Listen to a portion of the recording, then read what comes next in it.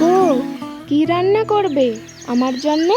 এতদিন পর বাড়ি ফিরেছিস, তুই যা বলবি আমি তাই বানিয়ে দেব। তাহলে আজকে ধের বাবা, কি ধোঁয়া, অসহ্য। এই ধোঁয়ার মধ্যেই সংসারটা গড়ে উঠেছে রে দিদি ভাই।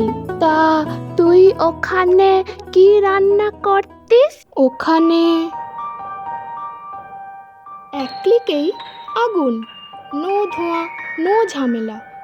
ওরে বাবরে, গ্যাসের এত দাম, আবার পাওয়াও যাচ্ছে না।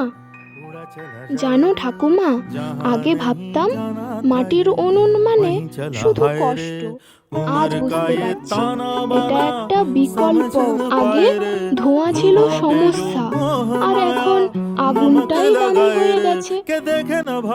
তবুও মাটির উনুনে এখনো জ্বলে থাকে সংসারের ভরসা।